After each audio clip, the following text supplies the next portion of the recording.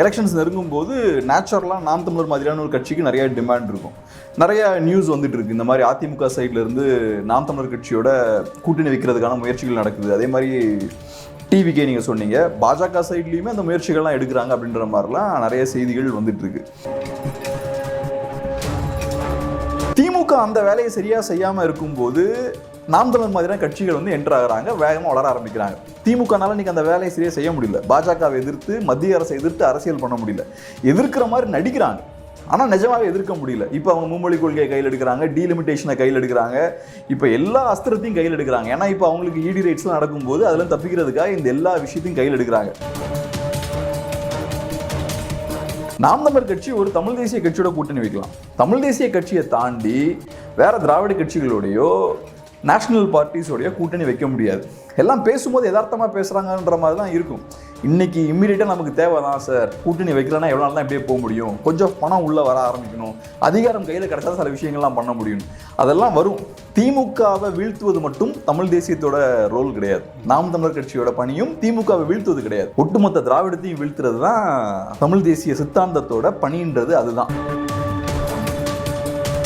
தமிழ்நாட்டில் மாற்று வரணும்னா நீங்கள் தனியாக கம்ப்ளீட் பண்ணுங்க. அதிமுகவுக்கு என்ன ஆகுது அதுன்றது உங்க கவலை கிடையாது. அதே மாதிரி திமுகவை இந்த எலெக்ஷன்ல வீழ்த்தணுன்றதும் தமிழ் தேசியத்தோட வேலை கிடையாது. தமிழ் தேசிய அரசியலோட வேலை என்னன்னா இறுதியில தமிழ் தேசிய சித்தாந்தத்தை வெல்ல வைக்கணும், ஜெயிக்க வைக்கணும். அதுக்கு நீங்க திராவிடத்தை வீழ்த்தணும். நிஜமாவே திராவிடத்தை வீழ்த்தணும் நினைச்சீங்கன்னா இந்த எலெக்ஷன்ல ஒரு ஸ்டாட்டஸ் ஸ்கோ இருக்குல்ல, நான் 5 வருஷம் இருப்பேன், நீ 5 வருஷம் இருக்க, அந்த ஸ்டாட்டஸ் ஸ்கோ இருக்குல்ல, அதை உடைக்க முடியும். அதை உடைச்சிங்கன்னா போதும். அந்த ரெண்டு கட்சியில ஒன்ன காலி பண்ணிட்டீங்கன்னா ஆட்டோமேட்டிக்கா திமுகன்ற கட்சி தனியா நிக்க முடியாது. திமுக நிக்கணும்னா அதிமுக தேவை. உங்களுக்கு தமிழ் பற்று இருக்கலாம், மாற்று வேணுன்ற ஆசை இருக்கலாம், பட் ஒரு 8ல் ஒரு 1% அந்த ஐடியாலஜி ட்ரிவனா இருப்பாங்க. மீதி ஒரு 7% பார்த்தோம்னா திமுகவும் நம்ம எப்படியாவது வீழ்த்தி ஆகணும். சார், நான் வீழ்த்தணும்னு சொல்ற இடத்துல நாம் தமிழர் வந்து வெற்றி பெறக்கூடிய இடத்துல இல்லைங்கிறது வாக்கு செலுத்துறவங்களுக்கே தெரியுது இல்லை. அப்படி இருக்கும்போது அவங்க வந்து வலு சேர்க்கணுங்கிற ஒரு காரணத்துக்காக மட்டும்தானே வாக்களிக்கிறதா அவர்களே சொல்றாங்க. 2016 இருந்து கட்சி வந்து கண்டெஸ்ட் பண்ணிட்டு இருக்காங்க. 1% இருந்து இன்னைக்கு 8% வந்திருக்காங்க. ஸோ அப்போ 1% இருக்கக்கூடிய கட்சியை நம்பி ஏன் எல்லாம் ஓட்டு போடுறாங்க? ஏதோ ஒரு பாயிண்ட்ல மக்களுக்கு என்ன தோணுதுன்னா, நிஜமாவே அதிமுகனால திமுகவை எதிர்க்க முடியல, நிஜமாவே பாஜகவால திமுக எதிர்க்க முடியல, ஸோ திமுகவை எதிர்க்கக்கூடிய வேலையை இந்த கட்சியெல்லாம் நல்லா பண்ண மாட்டேங்கிறாங்க, ஸோ நமக்கு நாம் தமிழர் மாதிரியான ஒரு கட்சி தேவைப்படுது அப்படின்ற ஒரு இடத்துக்கு தான் அவங்க போகிறாங்க. ஐடியாலஜிக்கல் கிளாரிட்டி இருந்ததுன்னா அவன் சும்மா இருக்க மாட்டான், நிறைய விஷயங்களை படிப்பான், நிறைய தெரிஞ்சுப்பான், ஐடியாலஜி பற்றி, அரசியல் பற்றி, தன்னோட ஐடியாலஜியை ஸ்ட்ராங் ஆக்குறதுக்கான விஷயங்கள்லாம் பண்ணுவான். அதை பண்ணதுக்கப்புறம் கிரவுண்டில் போய் ஒர்க் பண்ண ஆரம்பிப்பான். இதெல்லாம் பண்ணும்போது 1% இருந்தாலும், அந்த 8%ல் 1% இவங்க இருந்தாலும் ஹியூஜ் நம்பர், அவங்க ஏற்படுத்தக்கூடிய தாக்கம் பார்த்தீங்கன்னா ரொம்ப அதிகமாக இருக்கும். பெரிய இம்பேக்டை ஏற்படுத்துவாங்க.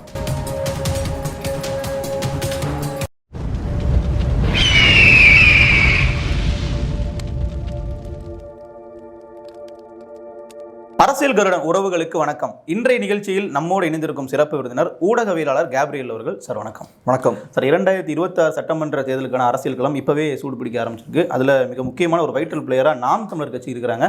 இவர்களுக்கு பல தரப்புல இருந்தும் பல ஆஃபர்கள் வந்து வர்றதா செய்திகள் வெளியாகுது. குறிப்பாக அதிமுக தரப்புல இருந்து நாங்கள் இத்தனை சீட்டு கொடுக்குறோன்ற மாதிரி அவர்கள் பேசுறதா ஒரு செய்தி. குறிப்பாக தாவேக்காவினர் வந்து திரும்பியும் முதல்ல ஆரம்பத்தில் பேச்சுவார்த்தையில் இருந்தாங்க, திருப்பி வெளியே போயிட்டு மறுபடியும் வந்து அவர்கள் சீமான் அப்ரோச் பண்ணுறதான செய்திகள்லாம் சமூக வலைதளங்களில் மெயின் ஸ்ட்ரீம் ஊடகங்களே கூட வெளியாகுது. இதனுடைய பின்னணி என்ன? அதான் இப்போ நீங்கள் சொன்ன மாதிரி எலெக்ஷன்ஸ் நெருங்கிட்டு இருக்கு. எலெக்ஷன்ஸ் நெருங்கும் போது நேச்சுரலாக நாம் தமிழர் மாதிரியான ஒரு கட்சிக்கு நிறைய டிமாண்ட் இருக்கும்.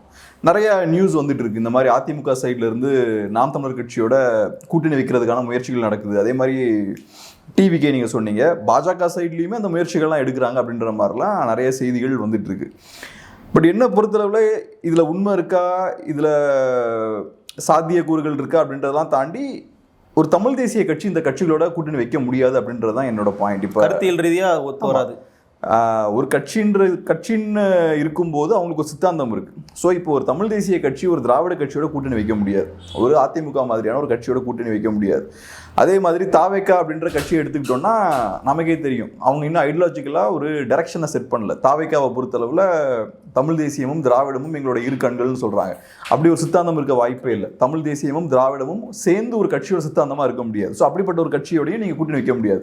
ஏன்னா நீங்கள் கூட்டணி வச்சதுக்கப்புறம் இந்த கட்சி நாளைக்கு திமுகவை சப்போர்ட் பண்ண நீங்கள் என்ன பண்ணுவீங்க? ஸோ அதனால் அந்த மாதிரியான ஒரு கட்சியோடு நீங்கள் கூட்டணி வைக்க முடியாது. பாஜகவை பொறுத்தளவில் பாஜக ஒரு நேஷனல் பார்ட்டி. நேஷனல் பார்ட்டியோடையும் ஒரு தமிழ் நேஷனலிஸ்ட் பார்ட்டியால் கூட்டணி வைக்க முடியாது. ஏன்னா தமிழ் நேஷனலிசம் நம்ம சொல்லும்போதே அது இந்தியன் நேஷனலிசமை கவுண்டர் பண்ணக்கூடிய ஒரு ஐடியாலஜியாக தான் இருக்குது. ஸோ நீங்கள் பிஜேபியோட காங்கிரஸோடலாம் கூட்டணி வைக்க முடியாது.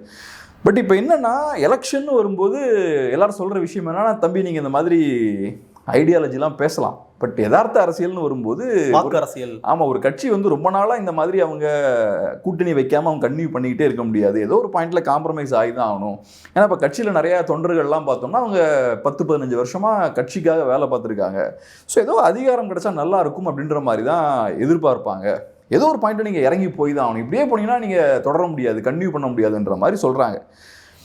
பட் இதில் என்ன பொறுத்தளவில் ஐடியாலஜிக்கும் அரசியலுக்கும் தொடர்பு இருக்குது.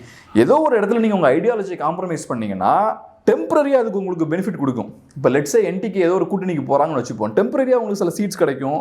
சீட்ஸ் கிடைக்கும் போது நேச்சுரலாக உங்களுக்கு மணி ஃப்ளோ இருக்கும், அதிகாரம் கிடைக்கும், அதெல்லாம் கொஞ்சம் யூஸ்ஃபுல்லாக இருக்கும். லாங் டேர்மில் லாங் ரன்னில் உங்கள் கட்சியை வந்து அது டெஃபினட்டாக காலி பண்ணிடும்.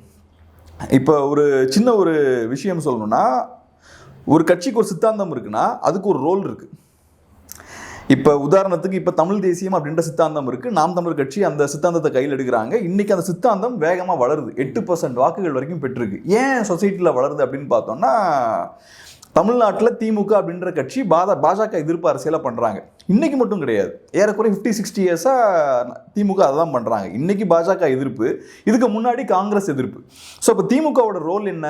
சென்ட்ரல் கவர்மெண்ட்டில் இருக்கக்கூடிய கட்சியை கண்ட்ரோல் பண்ணணும், தமிழர்களோட நலனை பாதுகாக்கணும்.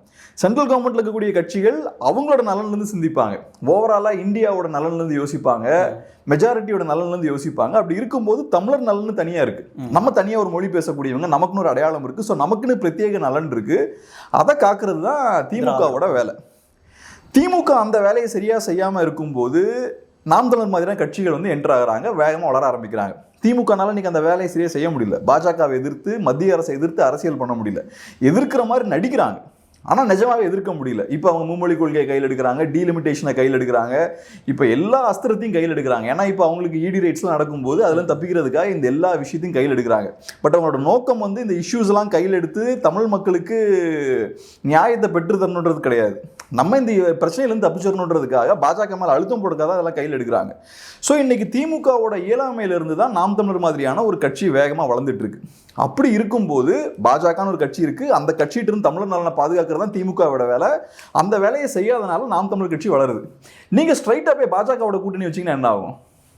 ஸோ அப்போ நாம் தமிழர் கட்சின்ற ஒரு கட்சியை நம்பி மக்கள் வாக்களித்ததுக்கே பிரயோஜனம் இல்லாமல் ஆகி போயிரும்ல, அடிப்படை இல்லாமல். ஆமாம். ஸோ நீங்கள் போய் ஸ்ட்ரைட்டாக போய் நீங்கள் பாஜகவோடையோ காங்கிரஸோடையோ கூட்டணி வைக்க முடியாது. ஏன்னா அவங்க தான் அவங்களோட பிரதான எதிரிகள். அவங்கள கவுண்டர் பண்ணுறதுக்காக தான் மக்கள் வந்து திமுக உருவாக்கியிருக்காங்க. திமுக சரியாக வேலையை பண்ணாதனால தான் உங்கள்கிட்ட வந்திருக்காங்க. நீங்கள் ஸ்ட்ரைட்டாக எதிரியோடையே போய் நீங்கள் கூட்டணி வைக்க முடியாது. அதே மாதிரி திராவிட கட்சிகளோடையும் போய் கூட்டணி வைக்க முடியாது. ஏன்னா திராவிட கட்சிகள் சரியாக ஃபங்க்ஷன் ஆகும் தான் மக்கள் உங்கள்கிட்ட வராங்க. அப்படி இருக்கும்போது சரியாக ஃபங்க்ஷன் ஆகாத மோசமாக இருக்கக்கூடிய திராவிட கட்சிகளோடையும் போய் கூட்டணி வைக்க முடியாது. டிவிகேவை பொறுத்தளவு அவங்களுக்கு ஐடியாலஜியே கிடையாது. ஸோ அவங்களோட நீங்கள் கூட்டணி வைக்க முடியாது. நாம் தமிழர் கட்சி ஒரு தமிழ் தேசிய கட்சியோட கூட்டணி வைக்கலாம். தமிழ் தேசிய கட்சியை தாண்டி வேற திராவிட கட்சிகளோடையோ நேஷனல் பார்ட்டிஸோடையோ கூட்டணி வைக்க முடியாது. எல்லாம் பேசும்போது யதார்த்தமாக பேசுகிறாங்கன்ற மாதிரி தான் இருக்கும்.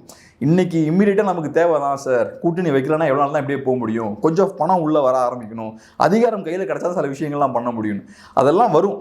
ஆனால் லாங் ரன்னில் நீங்கள் விஜயகாந்த் மாதிரி ஆயிருவீங்க, காணாமல் போயிருக்கிற வாய்ப்பு. ஒரு பாயிண்ட்ல உங்களுக்கு நல்லா பவர் வரும், லாங் ரன்னில் காணாமல் போயிருவீங்க. சார் இன்னொரு விஷயம் சொல்கிறாங்க, இப்போ இருக்கக்கூடிய அரசியல் களத்தை நீங்கள் எடுத்து பார்த்தீங்கன்னா திமுக இருக்காங்க, அதிமுக இருக்காங்க. இவங்களில் 2 பேரில் ஒருத்தர் தான் வெற்றி பெறுவதற்கான வாய்ப்புகள் இருக்குது. அப்போ இருக்கிறதுல ரொம்ப மோசமான எதிரின்னு பார்த்து அவர்களை வந்து நம்ம முதல்ல அழிக்கணும், அதற்காக இன்னொரு அணியில் எல்லாரும் ஒன்று திரளணும் அப்படிங்கிற ஒரு கோட்பாட்டை முன்வைக்கிறாங்க பலரும். இதில் வந்து 8 விழுக்காடு வாக்குகளை வைத்திருக்கக்கூடிய சீமானோட ரோல் வந்து ரொம்ப முக்கியத்துவமான ஒன்று. அதை வந்து சீமானவர்கள் புறக்கணிக்கக்கூடாது, இது மக்கள் நலனும் சார்ந்ததுன்ற ஒரு பார்வையை முன்வைக்கிறாங்க. அதற்கு என்ன பதில் சொல்லுங்க? இப்போ தமிழ் தேசியத்தோட ரோல் என்ன, நாம் தமிழர் கட்சியோட ரோல் என்ன அப்படின்றத நம்ம புரிஞ்சுக்கணும். திமுகவை வீழ்த்துவது மட்டும் தமிழ் தேசியத்தோட ரோல் கிடையாது. நாம் தமிழர் கட்சியோட பணியும் திமுகவை வீழ்த்துவது கிடையாது.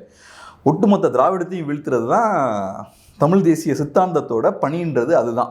ஸோ அப்படி இருக்கும்போது இந்த எலெக்ஷனில் நான் திமுகவை வீழ்த்துவதற்காக நான் பாஜகவோட கூட்டணி வைப்பேன், இந்த எலெக்ஷனில் திமுகவை வீழ்த்துவதற்காக அதிமுகவோட கூட்டணி வைப்பேன், டிவிக்கோட கூட்டணி வைப்பேன்னு சொல்கிறதே தவறான விஷயம். நான் எப்படி பார்க்குறேன்னா, திராவிட கட்சிகள் வந்து ஒரு வீழ்ச்சியை நோக்கி போயிட்டு இருக்காங்க. திமுகவும் சரி அதிமுகவும் சரி அவங்க வீழ்ச்சியை நோக்கி தான் போய்கிட்டு இருக்காங்க. பார்க்கும்போது திமுக ஸ்ட்ராங்காக இருக்கிற மாதிரி தெரியலாம், பட் திமுக வீக்காக தான் இருக்காங்க. ஆனால் ஏன் திமுக ஸ்ட்ராங்காக இருக்கிற மாதிரி தெரியுறாங்கன்னா, ஒப்பீட்டளவில் அதிமுக ரொம்ப பலவீனமாக இருக்காங்க. 2 பேருமே வீழ்ச்சியில் இருக்காங்க. அதில் அதிமுக ரொம்ப கீழே இருக்கனால அதிமுகவோட கம்பேர் பண்ணும்போது திமுக ஸ்ட்ராங்காக இருக்கிற மாதிரி தெரியுறாங்க. அதிமுகவோட பலவீனத்தை யூஸ் பண்ணி நிறைய சீட்ஸை வின் பண்ணிடுறாங்க. அப்புறம் திமுக எதிர்ப்பு வாக்குகள் பிரிஞ்சு கிடக்குது, எல்லா பக்கமும் சதுரி கிடக்குது. அதுதான் சொல்றாங்க, அதை ஒன்று சேர்க்கணுன்றாங்க. அதையும் ஒரு வாய்ப்பாக பயன்படுத்தி திமுக அவங்க ரொம்ப ஸ்ட்ராங்காக இருக்கிற மாதிரி காட்டிக்கிறாங்க. பட் உண்மை என்னன்னா திமுக எல்லா திராவிட கட்சிகளும் வீக்காக இருக்காங்க. ஸோ இந்த நேரத்தில் வீழ்ச்சி இருக்கக்கூடிய கட்சிகளோட போய் நீங்கள் கூட்டணி வச்சிங்கன்னா அது உங்களுக்கு லாங் ரன்ல நெகட்டிவாக தான் முடியும். இந்த எலெக்ஷனில் மேபி நீங்கள் சில சீட்ஸ் வின் பண்ணலாம், பட் லாங் ரன்ல அது நெகட்டிவாக தான் முடியும். ஸோ நான் என்ன சொல்கிறேன்னா, நீங்கள் தனியாக கம்பீட் பண்ணுங்கள், இந்த எலெக்ஷனை தனியாக ஃபேஸ் பண்ணுங்கள். தனியாக ஃபேஸ் பண்ணிங்கன்னா என்ன ஆகும்? திமுகவுக்கு சுலபமான வெற்றியாக மாறும். திமுகவுக்கு சுலபமான வெற்றியை நீங்கள் கொடுக்குறீங்க. ஆனால் நீங்கள் உங்கள் சித்தாந்தப்படி செயல்படுறீங்க. உங்கள் சித்தாந்தம் சொல்லக்கூடிய விஷயம் தானே. சித்தாந்தம் வந்து எந்த திசையில் ஒரு கட்சி பயணிக்கணுன்றத ஒரு சித்தாந்தம் தான் சொல்லும். உங்கள் சித்தாந்தப்படி நீங்கள் செயல்பட்டீங்கன்னா அதிமுக கூட்டணி வைக்க முடியாது. அப்படி நீங்கள் செயல்பட்டீங்கன்னா திமுக பவருக்கு வரது ஈஸியாகிடும். ஏன்னா நீங்கள் 8% ஓட்டை நீங்கள் பிரிக்கிறீங்க. பாஜக இன்னொரு சைடில் 8-10% ஓட்டை பிரிக்கிறாங்க. டிவிக்கே இன்னொரு சைடில் 5-6% வச்சுப்போமே, சரி 10% வச்சுப்போம், எதுக்கு விஜய் ஃபேன்ஸை கோவப்படுத்திட்டு 5-10% ஓட்டை அவங்க பிரிக்கிறாங்க. இப்படிலாம் பிரிக்கும் போது திமுக கம்ஃபர்டபுளாக ஜெயிச்சிருவாங்க. திமுக கம்ஃபர்டபுளாக செகண்ட் டைம் ஜெயிக்கிறாங்கன்னா என்ன ஆகும்னா, மக்கள் மத்தியில் ஆன்டி இன்கம்பன்சி இன்னும் 5 வருஷம் கழிச்சு ரொம்ப அதிகமாக இருக்கும். மக்கள் மத்தியில் ஆன்டி இன்கம்பன்சி ரொம்ப அதிகமாக தான் மாற்று அரசியல் நோக்கி அவங்க போக ஆரம்பிப்பாங்க. அவங்களுக்கு அப்போ தான் கோவம் அதிகமாக வரும்போது தான் ஏதாவது ஒன்று பண்ணணும் அப்படின்ற அந்த ஒரு முனைப்பு வரும். இப்போ அதிமுக அப்படின்ற கட்சி நம்புகிறோம், நம்ம திமுகவை வீழ்த்துறதுக்கு அவங்க போதும் அப்படின்னு நம்புகிறோம். ஆனால் அவங்க அந்த வேலையை செய்ய மாட்டேங்கிறாங்க. ஸோ அப்படி இருக்கும்போது நம்ம என்ன பண்ணணும், இப்போ வேற மாற்றை தேடி நம்ம போக வேண்டிய ஒரு கட்டாயத்துக்கு நம்ம தள்ளப்படுறோம். ஸோ அப்போ நம்ம மேபி பிஜேபிக்கு சப்போர்ட் பண்ணலாமா, இல்லை என்டிகேக்கு போகலாமா அப்படின்ற இடத்துக்கு வருவாங்க. ஸோ இந்த எலெக்ஷனில் நீங்கள் தனியாக கம்பீட் பண்ணீங்கன்னா அடுத்த எலெக்ஷனில் ஒரு மாற்று அரசியலுக்கான ஸ்பேஸ் கிரியேட் ஆகும். அதை நீங்கள் பிடிப்பீங்களோ பிடிக்க மாட்டீங்களோ, ஆனால் அந்த ஸ்பேஸ் கிரியேட் ஆகும். தமிழ்நாட்டில் நிஜமாவே மாற்று வரணும்னு நீங்கள் நம்புறீங்கன்னா அதை தான் நீங்கள் பண்ணணும். தமிழ்நாட்டில் மாற்று வரணும்னா நீங்கள் தனியாக கம்பீட் பண்ணுங்கள். அதிமுகவுக்கு என்ன ஆகுது அதுன்றது உங்கள் கவலை கிடையாது. அதே மாதிரி திமுகவை இந்த எலெக்ஷனில் வீழ்த்தணுன்றதும் தமிழ் தேசியத்தோட வேலை கிடையாது. தமிழ் தேசிய அரசியலோட வேலை என்னன்னா, இறுதியில் தமிழ் தேசிய சித்தாந்தத்தை வெல்ல வைக்கணும், ஜெயிக்க வைக்கணும். அதுக்கு நீங்கள் திராவிடத்தை வீழ்த்தணும். நிஜமாவே திராவிடத்தை வீழ்த்தணும் நீங்கள் நினச்சிங்கன்னா இந்த எலெக்ஷனில் ஒரு ஸ்டாட்டஸ் ஸ்கோர் இருக்குல்ல, நான் 5 வருஷம் இருப்பேன், நீ 5 வருஷம் இருக்கின்ற அந்த ஸ்டாட்டஸ் ஸ்கோர் இருக்குல்ல, அதை உடைக்க முடியும். அதை உடைச்சிங்கன்னா போதும். அந்த 2 கட்சியில் ஒன்றை காலி பண்ணிட்டீங்கன்னா ஆட்டோமேட்டிக்காக திமுகன்ற கட்சி தனியாக நிற்க முடியாது. திமுக நிற்கணும்னா அதிமுக தேவை, பாஜக நிற்கணும்னா காங்கிரஸ் தேவை. பிஜேபினால காங்கிரஸ் எதிர்த்து அரசியல் பண்ண முடியும். காங்கிரஸ் இருக்கிற இடத்துல ஆம் ஆத்மி வந்து உட்கார்ந்தா பிஜேபிக்கு சிக்கல் தான். அந்த டிஸ்டர்ப் பண்ணுங்க. அதை நிச்சயமா ரொம்ப தெளிவான பதில் சார். இதில் இன்னொரு விஷயம் என்ன அப்படின்னா, இப்போ சீமானுக்கு இருக்கக்கூடிய வாக்குகளை வந்து பிரிப்பதற்காக விஜய் களமிருக்கிறாங்க அப்படிங்கிற ஒரு பார்வையும் நாம் தமிழர் கட்சியில் முன்வைக்கிறாங்க. காரணம் 2019 இதே மாதிரி தான் கமல் அவர்கள் உள்ள வந்தார். அப்போ சீமான் அவர்கள் ஒரு 3-4 விழுக்காட்டில் வந்து சீமானை கண்டெயின் பண்ணுறாங்க. அதற்கு வந்து பின்னணியில் ஒரு வேலை பார்க்குறாங்கன்ற மாதிரி சொல்கிறாங்க. இப்போ விஜய் அவருடைய வருகை அப்படிங்கிறது சீமானுக்கு எதிர்மறையான விளைவுகளை ஏற்படுத்துமா? என்னோட பார்வையும் அதுதான். ஆனால் இப்போ இதை நான் வந்து குற்றச்சாட்டாக முன்வைக்க முடியாது, ஏன்னா மட்டும் ஆதாரம் கிடையாது. திமுக காரங்க விஜய் இறக்கி விட்டாங்களா அப்படின்னா நம்ம சொல்ல முடியாது, ஏன்னா நம்மகிட்ட அதுக்கு ப்ரூஃப் இல்லை. பட் இப்போ நம்ம களத்தில் பார்க்குறோம், கமல்ஹாசன் ஒருத்தர் இறங்கினாரு, திமுக எதிர்ப்பு அரசியலை பேசினாரு. களத்தில் அவர் என்ன பண்ணாரண்ணா, திமுக எதிர்ப்பு வாக்குகளை பிரிச்சார். எலெக்ஷனில் திமுக எதிர்ப்பு வாக்குகளை பிரிக்கிறார். ஏறக்குறைய ஒரு 3-4% ஓட்ஸை பிரிக்கிறார், யங்ஸ்டர்ஸ் ஓட்டை பிரிக்கிறாரு. அதே மாதிரி மாற்று அரசியல் வேணுன்ற ஆர்வம் உள்ள ஆட்களோட ஓட்ஸை வந்து பிரிக்கிறார். பிரிஞ்சுட்டு அதுக்கப்புறம் என்ன பண்ணுறாரு, திமுகவோடய போய் கரைஞ்சிட்டாரு. அதே மாதிரி இப்போ விஜயும் களத்தில் வராரு. விஜயோட அரசியலும் என்ன, ஆன்டி டிஎம்கே. ஸோ அவரோட அரசியல் களத்தில் என்ன தாக்கத்தை ஏற்படுத்தும், அரசியல் களத்தில் ஒரு மாற்றுங்கிற ஒரு பார்வையை உருவாக்கும். ஆளும் கட்சிக்கு எதிரான வாக்குகளே அவர் வந்து வாங்குறாரு. திமுகவுக்கு சாதகமான ஒரு சூழலை தான் ஏற்படுத்தும். ஏன்னா திமுக எதிர்வாக்குகள் அது பிரிக்க போகுது, ஆன்டி டிஎம்கே ஓட்ஸ் அது பிரிக்க போகுது. ஸோ அந்த வகையில் விஜய் திமுகவை அட்டாக் பண்ணாலும் அவரு திமுகவுக்கு லாபம் ஏற்படுத்தக்கூடிய விஷயங்களை தான் களத்தில் பண்றாரு. வெட்டு சுலபமாக்குறதுக்கான வேலையை தான் பார்க்குறாங்க. ஸோ இன்னைக்கு சாதாரணமாக இப்போ நீங்களும் நானும் திமுக வேலை பார்க்குறோன்னு வச்சுப்போம், இதுக்கு சும்மா பார்ப்போமா என்ன? யாராவது திமுக சும்மா வேலை பார்ப்பாங்களா? எனக்கு தெரியல. அதனால இவர் பார்க்குறாருன்னா இவர் பண்ணக்கூடிய விஷயங்களால திமுக லாபம் இருக்குன்னா அதை தெரியாமல் வெகுளித்தனமாக குழந்தைத்தனமாக பண்ணுறாருன்னு எனக்கு தெரியல. ஆனால் உண்மை என்னன்னா, விஜயோட அரசியல் வருகை, விஜயோட அரசியல் செயல்பாடுகள் திமுகவுக்கு லாபம் ஈட்டி தரக்கூடிய வேலையை தான் பார்த்துட்டு இருக்கு. திமுகவுக்கு தான் அதில் பெரிய பெனிஃபிட். அந்த வகையில் என்டிகேக்கும் அது ஒரு பாதிப்பு தான். ஏன்னா விஜய் வந்தாருன்னா யங்ஸ்டர்ஸோட ஓட்டை பிரிப்பார். சில பேருக்கு மாற்று வேணும்னு தோணும், அவங்க உண்மையான மாற்று நோக்கி போகாமல் ஒரு சினிமாக்காரன் பக்கம் திரும்பி போகிறாங்க. இப்போ ஒரு சினிமாக்காரர் மாற்று கிடையாது. இப்போ நான் வந்து சினிமாக்காரர் அரசியல் பேசக்கூடாதுன்னு சொல்ல வரல. ஒரு சினிமாக்காரருக்கும் அரசியல் பேச உரிமை இருக்கு, ஒரு ஐடி எம்ப்ளாய்க்கு பேச உரிமை இருக்கு, ஒரு கூலி தொழிலாளிக்கு பேச உரிமை இருக்கு, ஆட்டோக்காரனுக்கு பேச உரிமை, எல்லாருக்குமே, ஒரு ஆட்டோ டிரைவருக்கு எல்லாருக்குமே இருக்கு. அந்த வகையில் அவருக்கும் உரிமை இருக்கு. ஆனால் திடீர்னு எலெக்ஷன் முன்னாடி நான் வந்து கட்சி ஆரம்பிப்பேன், அது வரைக்கும் நான் அரசியலை பற்றியே பேச மாட்டேன், நான் பாட்டுக்கு என் கெரியரை டெவலப் பண்ணுறதை மட்டுமே ஃபோக்கஸ் பண்ணுவேன், கரெக்டாக அரசியல் எலெக்ஷன் நடக்கும்போது நான் வருவேன்னா மக்கள் மேலே எந்த அளவுக்கு அக்கறை இருக்கு அவருக்கு அப்படின்றது ஒரு பெரிய கேள்விக்குறி இருக்கு.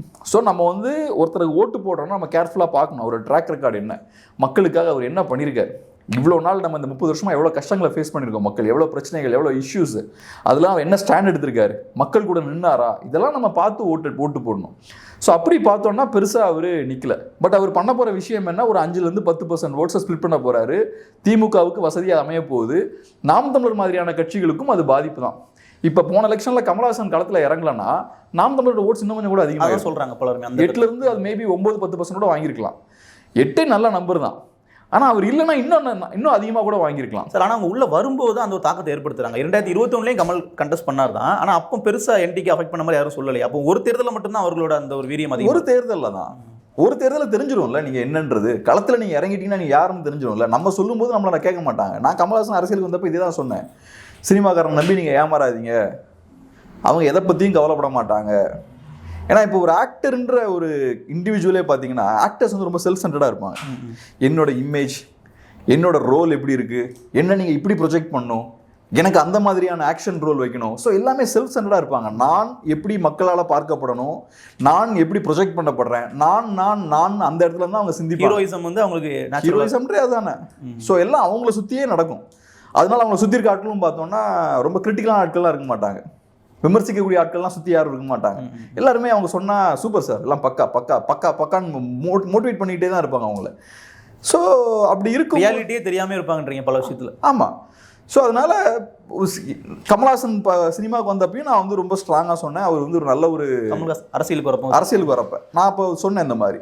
அப்போ நிறைய பேர் என்னை விமர்சித்தாங்க, இந்த மாதிரி யாராவது ஒரு மாற்றுன்னு சொல்லி வந்தால் நீங்கள் இப்படி விமர்சிக்கிறீங்க, உங்களுக்குலாம் மாற்றே வராது, நீங்கள் ஏன்னா இந்த நல்லவங்க வந்தாலும் நீங்கள் ஏற்றுக்க மாட்டீங்க. நாங்கள் இப்போ என்ன ஆச்சு, இப்போ தெரியுது இல்லை அவர் யார் கூட போய் சேர்றாருன்னு யார் கூட போய் சேர்றாருன்றதை பார்க்கும்போது நமக்கு தெரியுது. ஸோ அதனால் நான் சொல்கிறது சிம்பிளுங்க, உங்களுக்காக யார் கஷ்டப்பட்டுருக்காங்கன்றத திரும்பி பாருங்கள். ஒரு 30 இயர்ஸ் திரும்பி பாருங்கள், 20 இயர்ஸ் திரும்பி பாருங்கள். ஒருத்தர் வந்து மக்களுக்காக நான் நிற்கிறேன்னு சொன்னார்னா, மக்களுக்கானவர்னா அப்படின்னு சொல்கிறாருன்னா அவர் மக்களுக்காக என்ன பண்ணியிருக்காருன்றதை பாருங்கள். அந்த ட்ராக் ரெக்கார்டை பார்த்து நீங்கள் ஓட்டு போடுங்கன்னு மட்டும்தான் நான் சொல்கிறேன். பட் மக்கள் எப்போவுமே இப்படி தான், எப்போவுமே சொசைட்டியில் ஒரு 100 பேர் இருக்காங்கன்னா ஒரு 5 பேர் வந்து ஏமாறுறதுக்கு தயாராக இருப்பாங்க. அவங்கள பல வழிகளில் ஆட்கள் ஏமாற்றவும் செய்வாங்க. அது நம்மளாவும் இருக்கலாம், நம்மளும் நிறைய இடங்களில் ஏமாற தான் செய்வோம். எல்லா மக்களும் ஏதோ டைமில் ஏமாறுவோம், 2-3 தடவை ஏமாற தான் நம்மளும் கற்றுப்போம். ஸோ கமலஹாசன் வந்து 3% ஓட்டை பிரிக்கும் போது தான் நமக்கு இப்போ தெரியுது அது என்னன்னு. அடுத்து இவரும் பிரிச்சாருன்னா இன்னும் கொஞ்சம் கூட தெளிவாக தெரியும். அப்புறம் சொசைட்டியில் பிரச்சனைகள் அதிகமாகும் போது நம்ம ஏமாறுறது கம்மியாகும். ஏன்னா சொசைட்டியில் பிரச்சனைகள் அதிகமாகும் போது நிஜமான தீர்வை நோக்கி போக வேண்டிய கட்டாயமும் நமக்கு ஏற்படும். நிஜமான தீர்வு தான் நோக்கி நம்ம போய் ஆகணும். நம்ம பாட்டுக்கு தவறுகளை பண்ணோம்னா அது இன்னும் பெரிய பிரச்சனையில் போய் நம்மளை விட்டுரும். ஸோ அதனால் ஏதோ ஒரு வகையில் நம்ம கரெக்டான இடத்துக்கு போக ஆரம்பிச்சிடும். இப்போ சொசைட்டியில் நிறைய பிரச்சனைகளும் வர ஆரம்பிக்குது. ஸோ ஏதோ ஒரு வகையில் ஒரு பாயிண்ட்டில் மக்களுக்கு ஒரு தெளிவு வரும். அது நான் எப்படி பார்க்குறேன்னா 26க்கு அப்புறம் அது நடக்கும். நிச்சயமா சார். 2 டேர்ம் திமுக பவரில் வந்துட்டாங்கன்னா அது வந்து இது வரைக்கும் வந்தது வரலாறு இல்லைன்னு சொல்கிறாங்க. இது ஸ்டார்டிங்கில் வந்தது, அதுக்கப்புறம் வரல. அப்போ வந்தது இப்போ தான் அடுத்த திருப்பி அப்படி நடந்ததுன்னா திமுகவில் என்ன பிரச்சனைனா ஏடிஎம்கே இல்லாத ஓரளவு கண்ட்ரோல் பண்ணிடுவாங்க. டாப்பில் லீடர்ஷிப் ஸ்ட்ராங்காக இருக்கும், கீழே காட்டிலாம் கண்ட்ரோல் வச்சுப்பாங்க. திமுகவில் அப்படி கிடையாது, மல்டிபிள் பவர் சென்டர்ஸ் இருக்கும், கிரவுண்டில் ஏகப்பட்ட பலசாலிகள் இருப்பாங்க, ஒவ்வொரு டிஸ்ட்ரிக்ட்லையும் ஒவ்வொரு ஊர்லேயும் இருப்பாங்க. அவங்களெல்லாம் கண்ட்ரோலே பண்ண முடியாது. கண்டினியூஸாக 2 டைம்ஸ் அவங்க பவருக்கு வந்துட்டாங்கன்னா எல்லாமே கையை மீறி போக ஆரம்பிக்கும், மக்கள் மத்தியில் அதிருப்தி ரொம்ப அதிகமாகும். ஸோ அப்படி ஆகும்போது நேச்சுரலாக மக்கள் வந்து வேறு வழி இல்லாமல் கரெக்டான ஒரு திசையை நோக்கி போகணும் அப்படின்ற ஒரு கட்டாயத்துக்கு தள்ளப்படுவாங்க. நிச்சயமாக. ஸோ அப்போ அந்த மாதிரியான ஒரு சூழல் ஏற்படும் போது தான் ஒரு மாற்று ஏற்படும். எப்போவுமே இந்த ஸ்டேட்டஸ் கோவை டிஸ்டர்ப் பண்ணும். நம்ம எப்போவுமே இந்த பேலன்ஸ் இருந்தால் சுகமாக ஸ்மூத்தாக இருக்கும், ஆனால் மாற்றம் வராது. பிரச்சனை வந்தால் தான் தீர்வு கிடைக்கும். ஆமாம், அது சொல்லுவாங்க, இந்த இன் கேயாஸ் தெர் இஸ் ஆப்பர்ச்சுனிட்டி அப்படின்னு சொல்லுவாங்க. குழப்பங்கள்ல தான் வாய்ப்புகள் கிரியேட் ஆகும். அந்த ஸ்டேட்டஸ்கோ உடைச்சாதான் குழப்பங்கள் வரும், அதுல இருந்தா புது வாய்ப்புகள்லாம் கிரியேட் ஆகும். நிச்சயமா சார். இப்போ இதில் சீமானவருடைய வாக்கு வங்கி இருக்கு இல்லையா, இப்போ 8 விழுக்காடு அப்படின்னா அந்த வாக்காளர்கள் எப்படிப்பட்டவங்கன்ற ஒரு கேள்வி நான் கேட்குறேன். ஏன்னா அவங்க வெறுமனை மாற்று அப்படிங்கிறதுக்காக சீமான் பக்கம் வந்திருக்காங்களா, இல்லை அந்த கருத்தியில உள்வாங்கி வந்திருக்காங்களா? ஏன்னா அதை ரொம்ப எளிமையாக விஜய் அவர்களால் உடச்சு அந்த பக்கம் கொண்டு போக முடியுங்கிற ஒரு பார்வை சில பேர் வைக்கிறாங்க. அதுக்காக அந்த கேள்வி கேட்குறாங்க. நாம் தமிழரோட பிரதான வாக்காளர்கள் யாருன்னு பார்த்தோம்னா மோஸ்ட்லி அவங்க எல்லாருமே ஆன்டி டிஎம்கே ஓட்டர்ஸ். அவங்க திமுகவை எப்படியாவது வீழ்த்தணும் அப்படின்றது தான் அவங்களோட பிரதான நோக்கம்.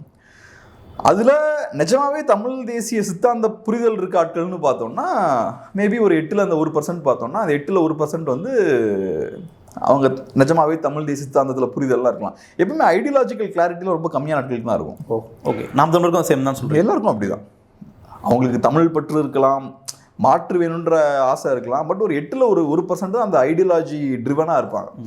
மீதி ஒரு 7% பார்த்தோம்னா திமுகவும் நம்ம எப்படியாவது வீழ்த்தி ஆகணும். சார், ஆனால் வீழ்த்தணும்னு சொல்கிற இடத்துல நாம் தமிழர் வந்து வெற்றி பெறக்கூடிய இடத்துல இல்லைங்கிறது வாக்கு செலுத்துறவங்களுக்கே தெரியுது இல்லை. அப்படி இருக்கும்போது அவங்க வந்து வலு சேர்க்கணுங்கிற ஒரு காரணத்துக்காக மட்டும்தானே வாக்களிக்கிறதா அவர்களே சொல்கிறாங்க. இப்போ இன்னைக்கெல்லாம் நாங்கள் வந்து இன்னொரு நாள் ஜெயிப்போங்கிற நம்பிக்கையில் இருக்கும்போது அவங்க வெற்றி பெறக்கூடிய அணின்னு பார்க்கும்போது அவங்க பெரிய அணிகளை தான் தேர்ந்தெடுக்கணும். நாம் தமிழர் தேர்ந்தெடுக்கிறவங்க வந்து வெற்றிக்காக மட்டுமே இருப்பாங்கன்னு நினைக்கிறீங்களா? திமுக வீழ்த்தக்கூடிய சக்தின்றவங்க 2021 இருந்திருக்க மாட்டாங்கன்றது அனைவருக்குமே தெரியும் இல்லையா? அப்படி இருக்கும்போது ஓட்டு போடுறாங்கன்னா அது வந்து வெற்றியை மட்டும் நோக்கியா இல்லை அந்த கருத்தியலை நோக்கி ஈர்க்கப்படும்? அதான் இப்போ 2016 இருந்து கட்சி வந்து கண்டெஸ்ட் பண்ணிட்டு இருக்காங்க. 1% இருந்து இன்னைக்கு 8% வந்திருக்காங்க. ஸோ அப்போ 1% இருக்கக்கூடிய கட்சியை நம்பி ஏன் எல்லாம் ஓட்டு போடுறாங்க? ஏதோ ஒரு பாயிண்ட்ல மக்களுக்கு என்ன தோணுதுன்னா, நிஜமாவே அதிமுகனால திமுகவை எதிர்க்க முடியல, நிஜமாவே பாஜகவால திமுக எதிர்க்க முடியல, ஸோ திமுகவை எதிர்க்கக்கூடிய வேலையை இந்த கட்சியெல்லாம் நல்லா பண்ண மாட்டேங்கிறாங்க, ஸோ நமக்கு நாம் தமிழர் மாதிரியான ஒரு கட்சி தேவைப்படுது அப்படின்ற ஒரு இடத்துக்கு தான் அவங்க போகிறாங்க. அதே போல் ஒரு சித்தாந்த பிடிப்பு இருக்குல்ல, அது இருந்தால் என்ன ஆகும்னா மக்களுக்கு ஒரு நம்பிக்கை வரும். இன்னைக்கு நம்ம தோத்தாலும் பரவாயில்ல, நாளைக்கு நம்ம ஜெயிச்சிடும் அப்படின்ற நம்பிக்கை வந்து சித்தாந்தத்துல தான் வரும். ஸோ ஒரு ஐடியாலஜிக்கல் கிளாரிட்டியும் ஐடியாலஜிக்கல் பிடிப்பும் இருக்கக்கூடிய ஒருத்தனால தான் தோல்விகளெல்லாம் ஃபேஸ் பண்ணி என் சித்தாந்தத்து மேலே எனக்கு நம்பிக்கை இருக்கு, இன்னைக்கு நான் தோத்தாலும் நாளைக்கு நான் ஜெயிச்சிடுவேன் அப்படின்ற நம்பிக்கை வந்து அந்த ஐடியாலஜில தான் வரும். இப்போ உதாரணத்துக்கு இவங்களெல்லாம் எடுத்துக்கோங்க, கம்யூனிஸ்டுகளெல்லாம் எடுத்துக்கோங்க. ஒரு காலத்தில் கம்யூனிஸ்டுகள் இன்னைக்கு இருக்கக்கூடிய கம்யூனிஸ்டுகள்லாம் நான் சொல்ல, ஒரு காலத்தில் கம்யூனிஸ்டுகள்லாம் ரொம்ப பேஷனேட்டாக இருந்தாங்க. அது காரணம் என்னன்னா அவங்களுக்கு அந்த சித்தாந்தத்தில் நம்பிக்கை இருந்தது. என் சித்தாந்தம் கிளியராக சொல்லுது, முதலாளித்துவம் எப்படியும் வீழ்ந்தே தீரும், ஸோ நான் ஜெயிக்கக்கூடிய அணியில் இருக்கேன், இன்னைக்கு நான் ஜெயிக்கலனாலும் கண்டிப்பாக முதலாளித்துவம் வீழும், நான் கண்டிப்பாக அதிகாரத்தை எப்படியோ கைப்பற்றிடுவேன், ஸோ நான் தைரியமாக சண்டை போடுவேன், எப்படியுமே வெற்றி என்னோடது தான் அப்படின்றது தான். ஸோ தமிழ் தேசிய சித்தாந்தமும் அதே மாதிரி ஒரு இலக்கை வைக்குது, இந்த விஷயத்தை நாங்கள் அச்சீவ் பண்ணியே தீருவோம், அது நடந்தே தீரும். ஏன் நடந்தே தீரும்னா இங்கே நிறைய பிரச்சனைகள்லாம் இருக்குது, தமிழர்களுக்குன்னு ஒரு அடையாளம் இருக்குது, ஸோ ஏதோ ஒரு பாயிண்ட்ல தமிழர்களாக இணைந்து அதிகாரத்தை கைப்பற்றியே தீரணும் தமிழ்நாட்டில், அது நடந்தே தீரும். ஸோ அது வந்து இன்னெவிட்டபிள்பாங்க, அதை நீங்கள் தடுத்து நிறுத்தவே முடியாது. ஸோ அந்த நம்பிக்கையில் அவன் வேலை பார்ப்பான். இதில் இன்னொரு முக்கியமான விஷயம் என்ன, நான் சொன்னது போல் அந்த 8%ல் 1% தான் ஐடியாலஜிக்கல் கிளாரிட்டி உள்ளவனாக இருந்தாலும் அந்த 1% ரொம்ப ஆக்டிவாக இருப்பான். அவன் ஒரு 5 லட்சம் பேர் இருக்கான்னு வச்சுப்போம், அவன் பயங்கர ஆக்டிவாக இருப்பான். ஐடியாலஜிக்கல் கிளாரிட்டி இருக்கவன், அவன் சித்தாந்தத்து மேலே நம்பிக்கை இருக்குது அப்படின்னா, நான் சொன்னேன் இல்லையா, அந்த கதையெல்லாம் சொன்னேன் இல்லையா, ஃபியூச்சர் மேலே நம்பிக்கை இருக்குன்னு சொன்னேன்ல, அந்த நம்பிக்கை இருக்கும்போது சும்மா உட்காந்துருக்க மாட்டான். நிறைய பேர் இன்னும் உள்ள கூட்டு வந்துருவாங்க. ஆமாம், 4-5 பேர்கிட்ட பேசுவாங்க, அவங்ககிட்ட இருக்க அந்த நம்பிக்கையை மற்றவங்ககிட்டையும் எடுத்துகிட்டு போவாங்க, அவங்களையும் கன்வின்ஸ் பண்ணுவாங்க, புது ஆட்டில் உருவாக்குவாங்க, புது கேடஸை உருவாக்குவாங்க. சாதாரணமாக ஒரு குடும்பத்தில் ஒரு 10 பேர் உட்காந்து சாயங்காலம் டீ குடிக்கும் போது பேசுகிறாங்கன்னா அங்கே அரசியல் உள்ள வந்து பேசுவாங்க, அரசியல் தெரியாதவங்களா இருப்பாங்க, அவங்களே அரசியல் படுத்திடுவாங்க, அந்த மாதிரிலாம் பார்க்குறது. ஆமாம், அப்போ ஃபேமிலியில் பழைய ஆட்கள் வந்து திமுக அதிமுக ஆட்களாக இருப்பாங்க, அவங்ககிட்ட வம்புக்கு போவாங்க. ஒரு கல்யாணத்தில் பேசும்போது அப்படி மெதுவாக அரசியலை உள்ள கொண்டு வருவாங்க, பார்பர் ஷாப்பில், டீ கடையில், ஐடி கம்பெனியில், காலேஜில், எல்லா இடத்துலையும் அரசியல் பேசுவாங்க. ஸோ ஐடியாலஜிக்கல் கிளாரிட்டி ஆட்களோட ஸ்ட்ரென்த் அதுதான். ஐடியாலஜிக்கல் கிளாரிட்டி இருந்ததுன்னா அவன் சும்மா இருக்க மாட்டான், நிறைய விஷயங்களை படிப்பான், நிறைய தெரிஞ்சுப்பான், ஐடியாலஜி பற்றி, அரசியல் பற்றி, தன்னோட ஐடியாலஜியை ஸ்ட்ராங் ஆக்குறதுக்கான விஷயங்கள்லாம் பண்ணுவான். அதை பண்ணதுக்கப்புறம் கிரவுண்டில் போய் ஒர்க் பண்ண ஆரம்பிப்பான். இதெல்லாம் பண்ணும்போது 1% இருந்தாலும் அந்த 8%ல் 1% இவங்க இருந்தாலும் ஹியூஜ் நம்பர், அவங்க ஏற்படுத்தக்கூடிய தாக்கம் பார்த்தீங்கன்னா ரொம்ப அதிகமாக இருக்கும், பெரிய இம்பேக்டை ஏற்படுத்துவாங்க. அதான் நான் எப்பவும் சொல்லுவேன், இப்போ ரஷ்ய புரட்சியை பொறுத்தளவில் eve of the Russian revolution சொல்லுவாங்க. ரஷ்ய புரட்சி நடக்கிறதுக்கு முந்தின நாள் அதான் eve of the Russian revolution. அப்போ பெரிய மெம்பர்ஷிப் கிடையாது போல்ஷிவிக் பார்ட்டிக்கு, ஏறக்குறைய 25,000 மெம்பர்ஸ் தான். ஸோ 25,000 மெம்பர்ஸ் இருக்கக்கூடிய அந்த கட்சி பார்த்தோம்னா ஒரு பெரிய புரட்சி நடத்தி முடிச்சிட்டாங்க, அங்கே இருக்கக்கூடிய ஜார் மன்னரை வீழ்த்திட்டாங்க. ஸோ அதனால் உங்களுக்கு 10 லட்சம் மெம்பர்ஸ் இருக்காங்களா, 1 கோடி மெம்பர்ஸ் இருக்காங்களான்றது கணக்கு கிடையாது. ரஷ்யா மாதிரியான ஒரு பெரிய நாட்டிலேயே 25,000 மெம்பர்ஸ் சேர்ந்து பெரிய ஒரு புரட்சியை பண்ணிட்டாங்க. ஐடியாலஜிக்கல் ட்ரிவன் கரெக்டான ஆட்களாக இருக்கணும். அவங்க பெரிய மாற்றத்தை சொசைட்டியில் ஏற்படுத்த முடியும். அதை தான் உருவாக்கவும் செய்யணும் ஒரு நல்ல தலைவர், நல்ல கட்சி. சார், இப்போ இந்த கிரைசிஸ் வந்து திமுகவில் இருக்கா? இப்போ நீங்கள் சொல்கிற விஷயம் திமுகவில் வந்து இந்த மாதிரி ஐடியாலஜி ட்ரிவனாக இருக்கக்கூடிய பீப்புள் கம்மியாக இருக்காங்கன்ற ஒரு பார்வை நீங்கள் வைக்கிறீங்களா, இல்லை அங்கே எப்படி இருக்காங்க? ஏன்னா திமுகவில் நீங்கள் ஐடியாலஜி இருக்கா? திராவிடம் அப்படிங்கிறது அவர்கள் சொல்லக்கூடிய ஐடியாலஜி. ஆனால் ஐடியாலஜி அவங்க கரெக்டாக ஃபாலோ பண்ணுறாங்களா? குடும்ப அரசியல்ன்றது ஐடியாலஜியை நிஜமாவே ஃபாலோ பண்ணக்கூடிய ஒரு கட்சியில் குடும்ப அரசியல் இருக்க வாய்ப்பு இருக்கா? இருக்க வாய்ப்பு இல்லை. ஒருத்தனுக்கு நிஜமாவே நல்லா ஸ்ட்ராங்கான ஐடியாலஜி இருந்ததுன்னா எப்படி குடும்ப அரசியல் அலோவ் பண்ணலாம்? இல்லை, நிச்சயமா. நீங்கள் சோஷியல் ஜஸ்டிஸை நிஜமாவே நம்புறீங்கன்னா குடும்ப அரசியலுக்கு எதிரானது தானே சோஷியல் ஜஸ்டிஸு. தகுதி உள்ளவனுக்கு அதிகாரம் கொடுக்குறது தானே சோஷியல் ஜஸ்டிஸு. அப்போ நேச்சுரலாக என்ன, உங்ககிட்ட ஐடியாலஜி நீங்கள் காம்ப்ரமைஸ் பண்ணுறீங்க. நீங்கள் ஐடியாலஜி காம்ப்ரமைஸ் பண்ணுறதுனால தான் நீங்கள் ஃபேமிலி மெம்பர்ஸ் எல்லாம் மேலே ஏற்றுறீங்க. அப்புறம் எல்லா இடத்துலையும் ஐடியாலஜி காம்ப்ரமைஸ் ஆகுது. இன்றைக்கி பாருங்கள், இன்றைக்கி இடி ரைட்ஸ்லாம் நடக்கும்போது தான் எல்லா இஷ்யூஸும் கையில் எடுக்கிறாங்க. சென்டருக்கு எதிரான இஷ்யூஸ்லாம் கையில் எடுக்கிறாங்க. திடீர்னு பார்த்தா டீலிமிட்டேஷனை கையில் எடுக்கிறாங்க, மும்மொழி கொள்கை, அப்புறம் என்இபியை கையில் எடுக்கிறாங்க, அப்புறம் ஐஐடியில் இப்போ ஆர்டிஐலாம் போட்டு அங்கே ரிசர்வேஷன்லாம் சரியாக அமல்படுத்தப்படலை அப்படின்ற இஷ்யூவை கையில் எடுக்கிறாங்க.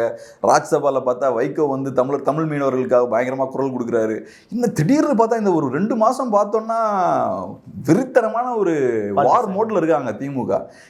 ஸோ அப்போ நீங்கள் எதுக்காக இந்த விஷயங்கள்லாம் கையில் எடுக்கிறீங்கன்னா உங்கள் ஐடியாலஜி இதெல்லாம் கையில் எடுக்கல. நீங்கள் இப்போ ஒரு பெரிய ஒரு அரசியல் கிரைசிஸ் இருக்குது, உங்களுக்கு பொலிட்டிக்கல் கிரைசிஸ் இருக்குது, சென்டர்லேருந்து உங்கள் கழுத்தை நெரிக்கிறாங்க. ஸோ நீங்கள் உங்கள் கையில் இருக்கக்கூடிய எல்லா ஆயுதத்தையும் நீங்கள் அவங்களுக்கு எதிராக பயன்படுத்துறீங்க. நாளைக்கு அவங்க உங்களை லூஸாக விட்டாங்கன்னா நீங்களும் இந்த இஷ்யூலாம் கையில் எடுக்க மாட்டீங்க. ஸோ உங்களுக்கு நிஜமாவே தமிழ் மக்கள் மேலே அக்கறை இல்லை, நிஜமாவே உங்களுக்கு ஐடியாலஜியும் இல்லை. அதெல்லாம் இருந்ததுன்னா நீங்கள் ஒவ்வொரு பிரச்சனையும் நீங்கள் எல்லாம் ஸ்ட்ராங்காக கையில் எடுத்திருப்பீங்கல்ல. நீட்டை சும்மா விட்டுருக்க மாட்டீங்களே. நீட்டை எப்படி கையில் எடுத்தீங்க? அதுக்கப்புறம் பவருக்கு வந்ததுக்கப்புறம் நீட்டை சைலண்ட்டாக ஓரமாக வச்சாச்சு. நீட்டை பற்றி நான் பேசவே மாட்டேன். ஐடியாலஜி நிஜமாவே இருந்ததுன்னா அப்படி தூக்கி போட முடியுமா? அது ஒரு இஷ்யூ. அந்த இஷ்யூவால் மக்கள் பாதிப்பை ஃபேஸ் பண்ணிட்டு இருக்காங்க. இன்னைக்கு தமிழர்கள் சீட்ஸ் இழந்துட்டு இருக்காங்க நீட்டால். நிச்சயமா சார். இப்போ கிட்டத்தட்ட இப்போ நீட் தேர்வில் தற்கொலை பண்ணிக்கிட்ட மாணவர்கள் எண்ணிக்கையே 13-15 சொல்கிறாங்க இந்த அதிமுக ஆட்சி காலத்திலேயே. அப்போ அது வந்து ஒரு பெரிய அளவில் அரசியலாக மாற்றப்படாமல் இருக்குதா இன்னும் வரைக்கும்? ஏன்னா திமுக காலத்தில் மிகப்பெரிய அரசியலாக பண்ணாங்க இல்லையா? அவங்களுக்கு எல்லாம் சிம்பிள். ஐடியாலஜி கிடையாது, ஜஸ்டிஸ் எதுவுமே கிடையாது, அதெல்லாம் எதுவும் இல்லை. எலெக்ஷனில் ஜெயிக்கணும். எலெக்ஷனில் ஜெயிக்கிறதுக்கு நான் என்ன வேணாலும் சொல்லுவேன். எலெக்ஷனில் ஜெயிக்கணும். அப்போ நான் என்ன யோசிப்பேன் உட்காந்து, சரி மக்களுக்கு என்ன அவங்க கேட்க விரும்புறது, கேட்க விரும்புறது என்ன தேவைன்னு இல்லை, கேட்க விரும்புறது அவங்க என்ன கேட்க விரும்புகிறாங்க. இப்போ நம்ம யூடியூப் சேனல் நடத்தினாலும் என்ன யோசிப்பாங்க, எப்படி பார்ப்பாங்க? ஆமாம், என்ன டைட்டில் வச்சா மக்கள் பார்ப்பாங்க, என்ன கண்டென்ட் பேசினா பார்ப்பாங்க தான் நம்ம பார்க்குறோம். அதே மாதிரி தான் அரசியல்வாதியும். இவன் என்ன எதிர்பார்க்குறான், இவனோட இமோஷன்ஸ் என்ன, இவன் எதுக்கு ட்ரிகர் ஆவான் ஈஸியாக, இவனோட கோபம் எங்கே இருக்குது. ஸோ இவன் பாஜக மேலே பெரிய கோபத்தில் இருக்கான், பாஜகன்ற கட்சி மேலே இவனுக்கு கோபம் இருக்குது. சரி ரைட்டு, ஓகே, அப்போ நீட் இஷ்யூவை கையில் எடுப்போம். காங்கிரஸ் மேலே கோவம் இருந்ததுன்னா வேற ஒரு இஷ்யூவை கையில் எடுப்போம். ஸோ பாஜக கவுண்டர் பண்ணால் நீட் இஷ்யூவை கையில் எடுத்தாச்சு. சென்டரில் பாஜக உட்காந்துருக்காங்க, அவங்க ஒரு ஃபேசிஸ்ட் பார்ட்டி, எல்லாம் சொல்லியாச்சு, இமேஜ் எல்லாம் கொடுத்தாச்சு. அப்புறம் நீட் இஷ்யூ கையில் எடுத்து அவங்களோட சண்டை போடுறீங்க. நீட் நாங்கள் கண்டிப்பாக விலக்கு வாங்கியே தீரும் அதுன்றீங்க. எலெக்ஷனில் ஜெயிச்சாச்சு. எலெக்ஷனில் ஜெயிச்சதுக்கப்புறம் அடுத்தது தேவையில்லை, அது தூக்கி ஓரமாக உட்கார வச்சிட வேண்டியதான். அடுத்து திருப்பி 24 எலெக்ஷன்ஸ் வரும். அப்போ நீங்கள் புதுசாக வேறு இஷ்யூஸ்லாம் கையில் எடுப்பீங்க. அப்போ நீங்கள் ஃபாசிச பாஜகன்ற புது டேர்ம் எடுக்கிறீங்க. ஸோ அப்பயும் அதே மாதிரி தான் யோசிக்கிறாங்க. ஸோ மக்களுக்கு என்ன கான்செப்டில் பயம் இருக்குது அப்படின்னு பார்க்குறாங்க. மக்களுக்கு இந்த பாஜக வந்தால் மைனாரிட்டிஸ்லாம் கொஞ்சம் பயத்தில் இருக்காங்க அப்படின்னு தெரியுது. அப்போ இந்த பயத்தை இன்னும் கொஞ்சம் கூட இன்க்ரீஸ் பண்ணுவோம். ஃபாசிசம்ன்ற ஒரு கான்செப்ட் எடுப்போம். பாஜக ஒரு ஃபாசிஸ்ட் பார்ட்டி, பாஜக ஒரு ஃபாசிஸ்ட் பார்ட்டி கிடையாது, இன்னைக்கு கம்யூனிஸ்ட் பார்ட்டிக்காரங்களே சொல்றாங்க. சிபிஐஎம் காரங்களே சொல்றாங்க. திருப்பி அவங்களுக்கு எதிர்ப்பு தெரிவிச்சாங்க. இப்போ ரீசெண்டாக சிபிஐஎம்மோட ஸ்டேட் செக்ரட்டரிலாம் பார்த்தோன்னா அதை பேசியிருக்காரு. அவங்களே இப்போ பேசிக்கிட்டு இருக்காங்க. பட் இருந்தாலும் இப்போ திமுகவை பொறுத்தளவில் அவங்க ஏன் அதை பண்ணுறாங்கன்னா, ஒரு அச்சுறுத்தல் இருக்குது. பாஜக ஒரு மதவாத கட்சி தான், பட் அதை பெருசாக காட்டணும், பயங்கரமாக ஊதி பெருசாக காட்டணும். அப்போ தான் இங்கே இருக்கக்கூடிய மைனாரிட்டிஸ்லாம் பயப்படுவாங்க. பயப்படும் போது அந்த ஓட்ஸ் வந்து போல்ரைஸ் ஆகி கன்சால்டேட் ஆகி திமுக கிட்ட வரும். அதுக்காக பண்ணுறாங்க. ஸோ இந்த ஸ்ட்ராட்டஜியை 24ல் யூஸ் பண்ணுறாங்க. 26ல் பார்த்தோம்னா இப்போ ஏகப்பட்ட இஷ்யூஸை கையில் எடுத்தாச்சு. இப்போவே அவங்க ஸ்டேட் வாசஸ் சென்டர்ன்ற நரேட்டிவ் பில்ட் பண்ணுறாங்க, டீலிமிட்டேஷனை கையில் எடுக்கிறாங்க, என்இபியை கையில் எடுக்கிறாங்க, மும்மொழி கொள்கையை கையில் எடுக்கிறாங்க. அது போக நான் சொன்ன எல்லா ஏரியாஸ்லையும் எங்கெல்லாம் அவங்க சென்டரை டார்கெட் பண்ண முடியுமோ எல்லா இடத்துலையும் அவங்க இந்த இஷ்யூஸை கையில் எடுக்கிறாங்க. ஸோ அவங்கள பொறுத்தளவில் எலெக்ஷனில் ஜெயிக்கணும். எலெக்ஷனில் ஜெயிக்கணும்னா மக்களோட வாக்குகள் வேணும். ஸோ மக்களோட சைக்காலஜி தான். இவன் எனக்கு ஓட்டு போடணும்னா அவனை எப்படி பேசினா அவங்க, ஆமாம், எதை பேசினா அவன் ட்ரிகர் ஆவான், எதை பேசினா அவனை இமோஷனலாக டச் பண்ண முடியும், அதை பேசி நம்ம ஓட்ஸ் வாங்கணும். அதுக்கப்புறம் அந்த இஷ்யூ தூக்கி போட்டு போய்கிட்டே இருக்கலாம். ஆனால் இப்படி ரொம்ப நாள் போயிட்டு இருக்க முடியாது. ஏன்னா இப்போ நீங்கள் நீட் அப்படின்ற இஷ்யூவை சரியாக கையாளலைன்னா உங்களுக்கு இழப்புகள் நிறையா இருக்குது. உங்கள் மாணவர்கள் வாய்ப்புகளை இழந்துட்டு இருக்காங்க. அதை நீங்கள் சைலண்டாக இல்லாத மாதிரி மேனேஜ் பண்ணலாம். ஆனால் கிரவுண்டில் மக்களுக்கு கோபம் இருக்குது.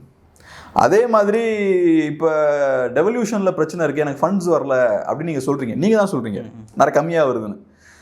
அதை நீங்கள் சண்டை போட்டு சரி பண்ணல. சரி பண்ணாமல் திடீர்னு உங்களுக்கு தேவைப்படும் போது சண்டை போடுற மாதிரி போடுறீங்க, அப்புறம் குவைட் ஆகிடுறீங்க.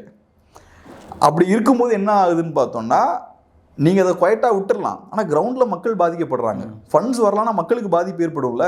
இப்படி நீங்கள் சைலண்ட்டாக அரசியலுக்காக ஏகப்பட்ட இஷ்யூஸில் காம்ப்ரமைஸ் ஆகிக்கிட்டே இருக்கீங்க. நீங்கள் சைலண்ட்டாக காம்ப்ரமைஸ் ஆகி பொலிட்டிக்கலாக லாபத்தை ஈட்டிக்கிட்டே இருக்கலாம். பட் கிரவுண்டில் நீங்கள் ஒவ்வொரு இஷ்யூஸை காம்ப்ரமைஸ் பண்ணும்போதும் கிரவுண்டில் மக்கள் பாதிக்கப்பட்டுக்கிட்டே இருக்காங்க. அதோட கான்சிக்வன்சஸ், அதோட எதிர்வினைகளை மக்கள் ஃபேஸ் பண்ணிகிட்டு இருக்காங்க. மக்களுக்கு லிமிட் இருக்குது. எவ்வளோ பொறுத்துக்க முடியுன்றதுக்கு மக்களுக்கு ஒரு லிமிட் இருக்குது. ஸோ ஒரு லிமிட்டை கிராஸ் பண்ணி போகும்போது மக்கள் ரியாக்ட் பண்ணுவாங்க. தமிழ் மக்களை பொறுத்தளவு ஒன்று புரிஞ்சுக்கோங்க. இப்போ கேரளாக்கெலாம், நான் கன்னியாகுமரிக்காரன் தான். ஸோ கேரளாக்கெலாம் நிறைய போயிருக்கேன் நான். கேரளாவில் மக்கள் வேறு மாதிரி இருப்பாங்க. ஒரு சின்ன இஷ்யூ நடந்ததுன்னா உடனே ரியாக்ட் பண்ணுவாங்க. ஒரு பஸ்ஸு சரியில்லையா, உடனே அவங்க ஒரு 200 பேர் சேருவாங்க, சேர்ந்து அழுத்தம் போடுவாங்க, ஏதோ ஒரு வகையில் போட்டு அந்த பஸ்ஸை வந்து சரி பண்ணிடுவாங்க. ரோடு சரியில்லையா, குயிக்காக ஆக்ஷன் எடுக்க வைப்பாங்க. ஒரு பிரச்சனை வந்ததுன்னா ரியாக்ஷன் குயிக்காக இருக்கும். தமிழ் மக்கள் எடுத்துக்கோங்க, பஸ்ஸு சரியில்லைனா கண்டுக்க மாட்டாங்க, ரோடு சரியில்லைனா கண்டுக்க மாட்டாங்க, எல்லாத்தையும் பொறுத்துக்கிட்டு போய்கிட்டே இருப்பாங்க. பட் அந்த ப்ரெஷரை ரிலீஸ் பண்ணுறது குயிக்காக பண்ணாமல் இருந்தால் அது உள்ள பில்ட் ஆகிட்டே இருக்கும். ஸோ சில மக்கள் ஸ்லோவாக ரிலீஸ் பண்ணிக்கிட்டே இருப்பாங்க, அப்பப்போ ரிலீஸ் பண்ணுவாங்க. ஆனால் சில மக்களுக்கு வேற குணம் இருக்கும், அவங்க ரிலீஸ் பண்ணாமல் இருப்பாங்க, ஒட்டு மொத்தமாக வேற மாதிரி வெடிக்கும். ஜல்லிக்கட்டில் அந்த மாதிரியான ஒரு சம்பவம் தான். ஸோ அதனால இவங்க இப்படி அரசியல் பண்ணுறது தொடர்ந்துக்கிட்டே இருக்காது. நிச்சயமாக பல கேள்விகளுக்கு ரொம்ப தெளிவான பதில்களை கொடுத்தீங்க சார். நேர்காணல் கொடுத்தமைக்கு மிக்க நன்றி. நன்றி.